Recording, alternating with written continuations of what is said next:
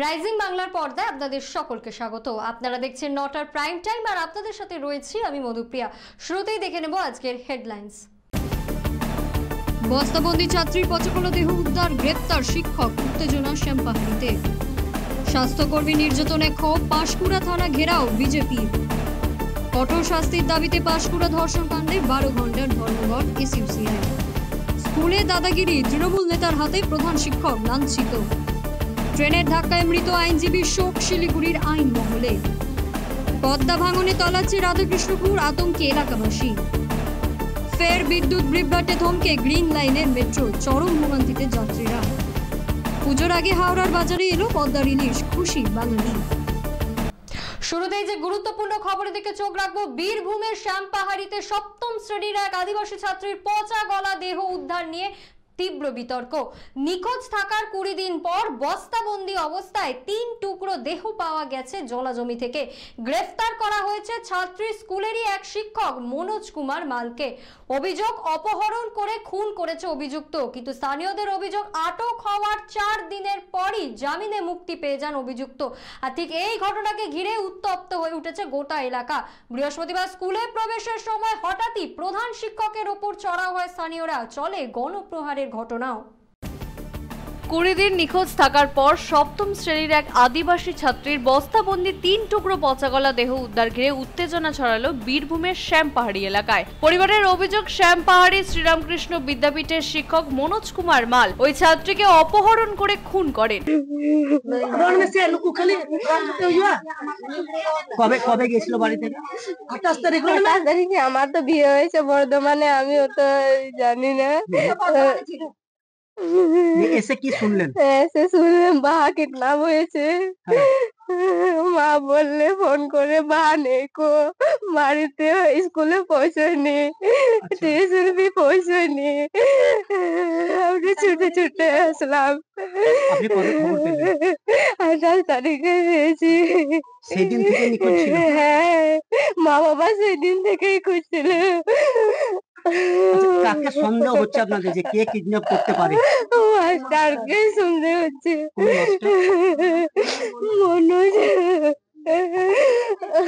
মনোজ কোন স্কুলে মাস্টার দিদি?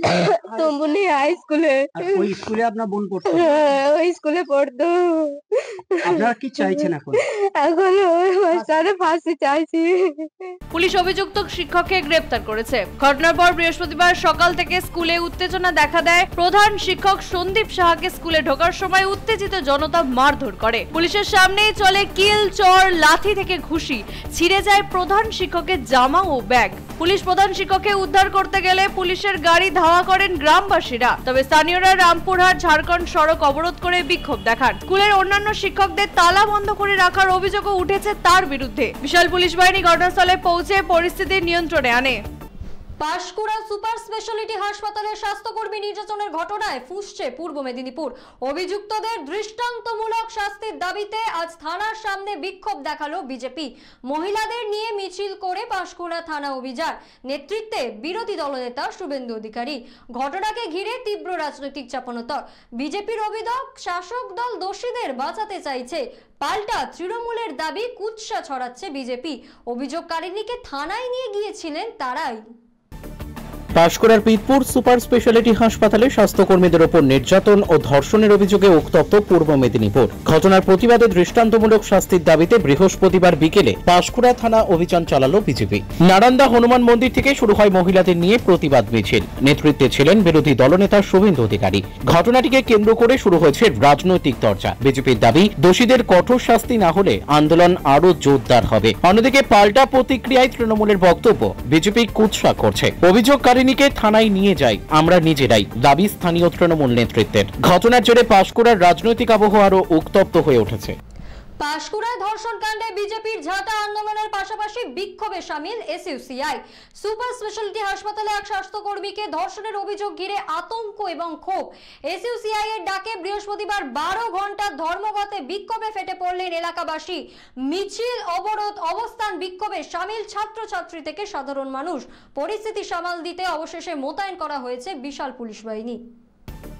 পাঁশকুড়া সুপার স্পেশালিটি হাসপাতালে স্বাস্থ্যকর্মী ধর্ষণের অভিযোগে ফ্যাসিলিটি ম্যানেজার জাহির আব্বাস খানকে গ্রেপ্তার করেছে পুলিশ। ঘটনার জেরে এলাকায় আতঙ্ক ছড়িয়েছে। কঠোর শাস্তির দাবিতে এসইউসিআই এর ডাকে বৃহস্পতিবার 12 ঘন্টার ধর্মঘটে উত্তপ্ত হয়ে ওঠে পাঁশকুড়া। সকাল থেকেই বিক্ষোভ, মিছিল ও অবরোধে সামিল হন সংগঠনের কর্মীরা। পাশাপাশি বনমালী কলেজের সামনে এআইডিএস ওর ছাত্রছাত্রীরাও অবস্থান বিক্ষোভে অংশ নেন। পরিস্থিতি নিয়ন্ত্রণে রাখতে বিশাল পুলিশ বাহিনী মোতায়েন করেছে পূর্ব মেদিনীপুর জেলা পুলিশ। যেখানে হচ্ছে যে পাঁশকুড়া স্বাস্থ্যকেন্দ্রে সুপার স্পেশালিটি হসপিটালে, সেই হসপিটালের একজন স্বাস্থ্যকর্মীকে ওই হসপিটালেরই অঘোষিত দাদা, যার মাথার উপরে তৃণমূল এর হাত আছে, শাসক দলের হাত আছে, তিনি ভর দুপুরে তাকে ধর্ষণ করেছেন। শুধু এই ঘটনা নয়, এর আগেও কিন্তু এই ঘটনা তিনি ঘটিয়েছেন, কিন্তু কোনো কর্মী তার বিরুদ্ধে মুখ খুলতে পারেন না। কিন্তু শাসক দলের মাথায় হাত থাকায় তিনি তাদের হুমকি দিতেন, তাদের স্বামীদের খুন করে দেওয়া, তাদের ছেলে মেয়েদের খুন করার হুমকি দিতেন। এছাড়া পাঁশকুড়া কলেজে আরও যে পরপর ঘটনা ঘটে চলেছে, এরই প্রতিবাদে আমরা এআইডিএস ও ছাত্র সংগঠনের পক্ষ থেকে আজকে সারা পাঁশকুড়া ব্লক জুড়ে ছাত্র ধর্মঘটের আহ্বান করেছি নারী নিরাপত্তার দাবিতে, এবং গোটা জেলা জুড়ে আমরা প্রতিবাদ দিবসের ডাক দিয়েছি এআইডিএস ও ছাত্র সংগঠনের পক্ষ থেকে। স্কুলে দাদাগিরি, স্কুল চত্বরে প্রধান শিক্ষককে মারধর। কাকদ্বীপের বীরেন্দ্র বিদ্যানিকেতনে তৃণমূল নেতা ও স্কুলের সভাপতির বিরুদ্ধে উঠল গুরুতর অভিযোগ একটি নথিতে সই না করায় প্রধান শিক্ষককে ঘাড় ধরে টেনে নিয়ে গিয়ে মারধর করেন সভাপতি ত্রিদীপ বারুই। শিক্ষকের ওপর হামলার ঘটনায় উত্তাল সুন্দরবনের শিক্ষা মহল। প্রশ্ন উঠছে, স্কুল কি রাজনৈতিক দাদাগিরির জায়গা হয়ে উঠেছে? অভিযুক্তকে গ্রেফতার করলেও 12 ঘন্টার মধ্যে জামিনে মুক্তি মেলায় আরো ক্ষুব্ধ অভিভাবক ও এলাকাবাসী। এখন উঠছে নতুন প্রশ্ন, তিনি কি আদৌ সভাপতি পদে থাকবেন? কাকদ্বীপ বীরেন্দ্র বিদ্যানিকেতনে তৃণমূল নেতা তথা স্কুলের সভাপতি ত্রিদীপ বারুইয়ের বিরুদ্ধে গুরুতর অভিযোগ উঠেছে। জানা গিয়েছে, বুধবার স্কুলে গিয়ে তিনি ভারপ্রাপ্ত প্রধান শিক্ষক মিলনকান্তি পালকে একটি নথিতে সই করতে বলেন। তবে প্রধান শিক্ষক সেই কাগজে সই করতে অস্বীকার করলে শুরু হয় দাদাগিরি। অভিযোগ, ত্রিদীপ বারুই প্রধান শিক্ষককে ঘাড় ধরে টেনে নিয়ে বাইরে বের করে মারধর করেন। এই ঘটনায় গুরুতর আহত ও মানসিকভাবে ভেঙে পড়া প্রধান শিক্ষককে হাসপাতালে ভর্তি করা হয়েছে। ঘটনায় ইতিমধ্যেই কাকদ্বীপ থানায় এফআইআর দায়ের হয়েছে। তৃণমূল নেতার বিরুদ্ধে অভিযোগে সুন্দরবনের শিক্ষাঙ্গনে তীব্র প্রতিক্রিয়ার সৃষ্টি হয়েছে। অভিভাবক ও স্থানীয় বাসিন্দারা ক্ষোভ প্রকাশ করেছেন। স্কুল পরিচালনা নিয়ে রাজনৈতিক প্রভাব বিস্তারের অভিযোগ নতুন করে সামনে এসেছে। ঘটনাকে কেন্দ্র করে গোটা এলাকায় চাঞ্চল্য ছড়িয়েছে। টাকা তুলতে গিয়ে উনি কোনো এমসির কোনো রিপোর্ট নেননি, রিপোর্ট পারমিশন নেয়নি। সেটা আমি একটা রিসিপ্ট নিতে গেছিলাম, ক্লার্ক রিসিপ্টটা যায়, কিন্তু ওনার কাছে রিসিপ্ট সিল আনতে যাওয়ার পর উনি কাগজটা মুড়ে ফেলে দেন। এবং তারপরে আমি যখন তুলতে গিয়েছিলাম এবং আমি বললাম আপনি সই করি, তখন উনি আমাকে ফেলে দেন। শিলিগুড়ির ভটনজোড় এলাকায় ট্রেনের ধাক্কায় মৃত্যু হলো এক প্রবীণ আইনজীবীর। মৃত অরুণ মিশ্র ছিলেন শিলিগুড়ির বার অ্যাসোসিয়েশনের প্রাক্তন সহসভাপতি। বৃহস্পতিবার সকালে আদালতের বদলে তিনি যান রাঙাপানির চাষের জমিতে, আর সেখানেই ঘটে এই মর্মান্তিক দুর্ঘটনা। এই ঘটনায় শোকের ছায়া আইন মহলে। ঘটনাটি নিছক দুর্ঘটনা, আত্মহত্যা নাকি এর পেছনে লুকিয়ে অন্য কোনো রহস্য, তা খতিয়ে দেখছে পুলিশ। শিলিগুড়ির ভটনজোড় এলাকায় ট্রেনের ধাক্কায় মৃত্যু হলো এক প্রবীণ আইনজীবীর। মৃতের নাম অরুণ মিশ্র, বয়স 55 বছর। তিনি মিলনপল্লীর বাসিন্দা এবং শিলিগুড়ি বার অ্যাসোসিয়েশনের প্রাক্তন সহসভাপতি ছিলেন। বৃহস্পতিবার সকালে আদালতে যাওয়ার পরিবর্তে তিনি চলে যান ফাঁসিদেওয়া ব্লকের রাঙাপানির ভটনজোড় এলাকায়। সেখানেই দ্রুত গতির ট্রেনের ধাক্কায় ঘটনাস্থলে মৃত্যু হয় তার। সূত্রের খবর, স্থানীয় এক বাসিন্দা রতন রায় আইনবিদ অরুণ বাবুর চাষের জমি দেখাশোনা করতেন। তিনি জানান, যখনই তিনি জমি দেখবার জন্য আসতেন তাকে ফোন করতেন। তবে আজকে কিন্তু এমনটা করেননি। এদিন রতন রায় তার দেহ রেল লাইনে পড়ে থাকতে দেখেন। খবর পেয়ে ঘটনাস্থলে পৌঁছায় ফাঁসিদেওয়া থানার পুলিশ ও রেল পুলিশ। মৃতদেহ উদ্ধার করে ময়না তদন্তে পাঠানো হয়েছে উত্তরবঙ্গ মেডিকেল কলেজে। এই ঘটনায় শোকের ছায়া নেমে এসেছে শিলিগুড়ির আইন মহলে। সহকর্মীরা জানান, অরুণবাবু ছিলেন অত্যন্ত শান্ত স্বভাবের ও অভিজ্ঞ আইনজীবী। এটি নিছক দুর্ঘটনা, আত্মহত্যা নাকি অন্য কিছু, তা নিয়ে তদন্ত শুরু করেছে পুলিশ। অ্যাকচুয়ালি ও আমাদের বারের সদস্য এবং ওর আরেকটা পরিচয় আছে, সে হলো সরকারি উকিল আন্ডার পস্কো অ্যাক্ট। আমরা সকালে খবরটা পাই, ন্যাচারালি আমরা এটা আমাদের ধারণার বাইরে। আমরা খবরটা পেয়ে আমরা স্পটে এসে পুলিশও এসে এখন আমরা তো জানি না যে কারণটা কি, কিন্তু অ্যাপারেন্টলি উনি সুইসাইড করবেন এরকম কোনো তথ্য আমাদের কাছে নেই। কারণ আমি স্পেশালি ওনার সাথে 24 ঘন্টায় থাকি বলতে গেলে। আমার খুব বুঝু ফ্রেন্ড। আমরা ওনার দেহটা দেখে যা মনে হচ্ছে যে এটা ট্রেনের থেকে হয়েছে মৃত্যুটা, কিন্তু কারণটা কি যে উনি সুইসাইড করেছেন না অন্য আদারওয়াইজ কোনো কারণ, সেটা ইনভেস্টিগেশন পর্যায়ে আছে, ওনারা দেখছেন। পদ্মার ভয়াল ভাঙনে তলিয়ে যাচ্ছে রাধাকৃষ্ণপুর। মুর্শিদাবাদের রঘুনাথগঞ্জ 2 ব্লকের এই গ্রামে নদী গর্ভে চলে যাচ্ছে একের পর এক জমি ঘরবাড়ি। আতঙ্কে এলাকা ছেড়ে যাচ্ছেন বহু মানুষ। অভিযোগ, প্রশাসনের তরফে খাওয়ার ব্যবস্থা থাকলেও ভাঙন রোধে কোনো কার্যকর পদক্ষেপ নেই। নদীতে গাছ পড়ে ভেসে যাচ্ছে, আর এই দৃশ্যে আঁচ করা যাচ্ছে বিপর্যয়ের ভয়াবহতা। জনপ্রতিনিধিদের ভূমিকা নিয়ে উঠছে প্রশ্ন। পদ্মা নদীর প্রবল ভাঙনে বিপর্যস্ত মুর্শিদাবাদের রঘুনাথগঞ্জ 2 নম্বর ব্লকের রাধাকৃষ্ণপুর গ্রাম। ইতিমধ্যে বিঘের পর বিঘে জমি ও ঘরবাড়ি নদী গর্ভে তলিয়ে গিয়েছে। আশঙ্কায় অনেকেই আগেই নিজেদের বাড়িঘর ছেড়ে অন্যত্র চলে যান। এলাকাবাসীর দাবি, গতকাল থেকে বড় বড় গাছ ভেঙে ভেসে যাচ্ছে পদ্মায়, কিন্তু প্রশাসনের তেমন সক্রিয়তা নেই। প্রশাসনের পক্ষ থেকে খাওয়ার ব্যবস্থা করা হলেও ভাঙন রোধে কোনো কার্যকর পদক্ষেপ নেওয়া হয়নি বলে অভিযোগ। ব্লকের বিডিও দেবোত্তম সরকার জানান, রাধাকৃষ্ণপুর বাপুজি প্রাথমিক স্কুলে ভাঙনগ্রস্তদের খাওয়ানো ও আশ্রয়ের ব্যবস্থা করা হয়েছে এবং এলাকায় পরিদর্শনও চালানো হয়েছে। জনপ্রতিনিধিদের ভূমিকা নিয়েও ক্ষোভ রয়েছে গ্রামবাসীদের মধ্যে।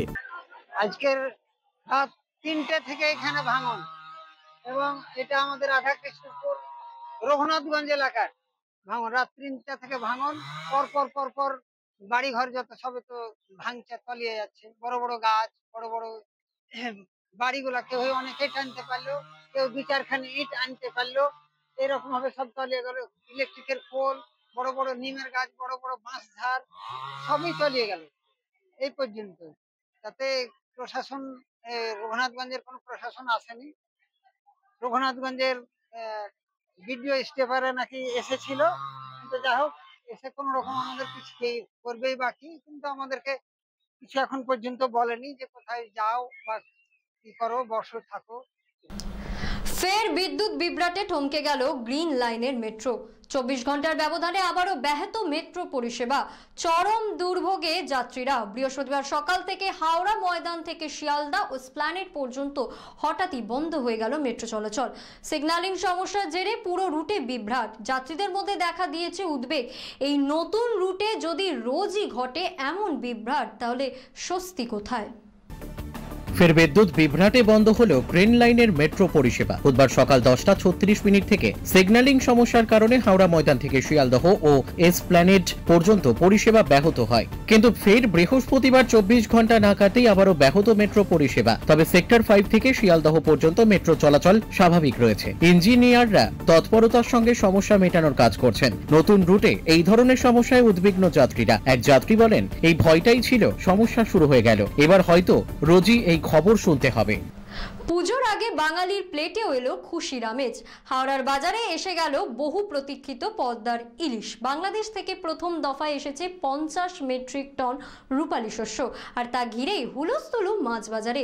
পাইকারি দাম 1500 থেকে 1700 টাকা। তবু ভোজন রসিক বাঙালির মুখে হাসি। ব্যবসায়ীদের কথায় স্বাদে গন্ধে পদ্মার ইলিশের জবাব নেই। এবার পুজোর কচি কাঁচা থেকে ঠাকুরদা ঠাকুমার সবার পাতেই উঠবে ইলিশের রাজকীয় স্বাদ।